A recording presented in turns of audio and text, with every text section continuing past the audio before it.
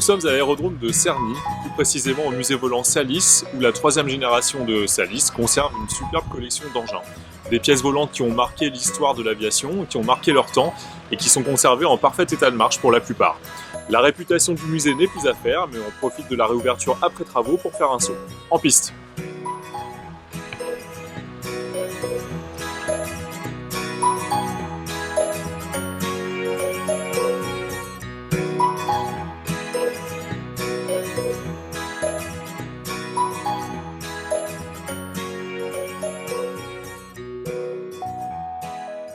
Bien, Brigitte Salis, bonjour. Bonjour. Nous sommes ici au cœur du premier hall du musée volant Salis. Est-ce que vous pouvez nous expliquer un petit peu ce qu'on trouve ici et dans la suite de la visite ? Alors aujourd'hui, on peut découvrir, on va dire, 50 à 60 machines.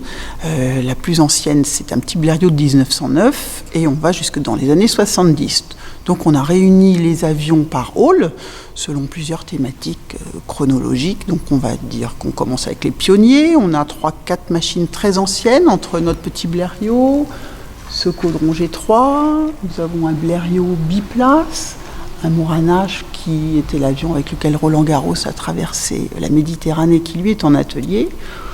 On ne verra pas donc aujourd'hui. Et ensuite, on passe à la guerre de 14 dans ce même hall, avec à la fois des pièces originales et des pièces qui ont été faites plutôt pour des films, donc on va dire un petit peu plus confortables, avec des moteurs plus modernes, des freins, une roulette de queue éventuellement. Et donc ensuite, on passe dans un deuxième hall qui est tourné plutôt sur les années 20, les années 30, avec des avions de sport et de voltige, en particulier des Morane Parasol. Il y en a un certain nombre, quelques-uns sont même classés monuments historiques, puisque nous avons 8 appareils à l'intérieur de ce musée qui sont classés monuments historiques, entre le petit Blériot, ces Morane, et pour finir, la forteresse volante. Alors du hall des avions de sport et de tourisme, on continue aussi dans un hall qui est axé plus sur la voltige.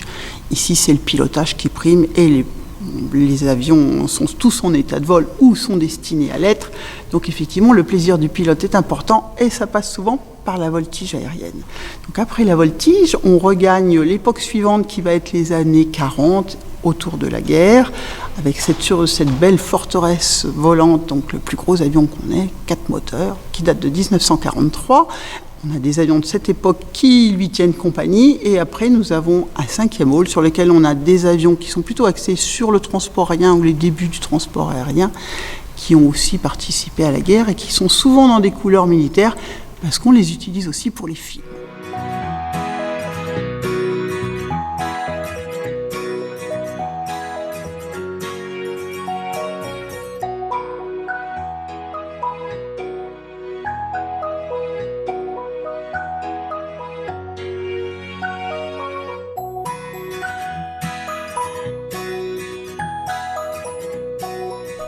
Comment est-ce que vous sélectionnez les avions que vous présentez au musée ? Alors la construction en fait de cette collection, elle s'est faite autour des opportunités qui sont présentées.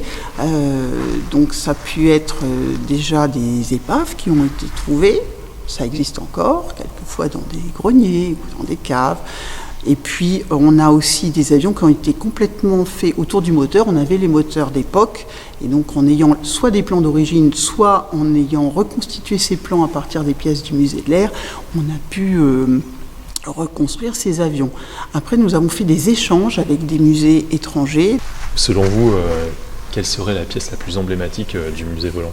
Alors, la plus emblématique, moi, je vous dirais, c'est la première qui a été au départ de cette collection. Donc, on va dire que c'est le petit Blériot 11 de Jean-Baptiste Salis, puisque ce petit Blériot 11, il l'a ardemment désiré. Quand il avait 13 ans, que Louis Blériot fait la traversée de la Manche, il décide que lui aussi, plus grand, il traversera la Manche. Il a attendu très longtemps, puisque c'est dans les années 50 qu'il a pu retrouver ce petit Blériot, à tous une note qu'il a restauré. Et ce petit Blériot, vous l'avez devant vous, et il en est à sa 5e traversée de la Manche. Et là, maintenant, on le préserve à l'intérieur du musée. Donc, c'est un petit Blériot qui, pour nous, est rempli d'émotions. Donc, votre musée s'appelle le musée volant. Je suppose qu'on peut voir vos avions en l'air ? Alors les avions, on les voit bien sûr en l'air à l'occasion de leur vol d'entretien, par exemple, parce que les pilotes ont envie de les faire voler. Il n'y a pas forcément d'organisation précise, sauf pour le meeting aérien, où là c'est le but ultime de tous les bénévoles, les avions doivent voler pour le meeting. Alors après, la météo, les aléas, ou même la place, la disponibilité dans le programme pour les faire voler, c'est aléatoire, mais le meeting qui a lieu tous les ans, le samedi et le dimanche de Pentecôte, c'est le but ultime pour tous les bénévoles, les avions doivent être prêts. Ensuite, les avions, on peut aussi les voir voler maintenant avec l'école de formation qui existe sur ces avions anciens, sur un biplan Boeing Stearman et sur un T6, et puis aussi en profiter avec les baptêmes de l'air aussi sur cette gamme d'avions.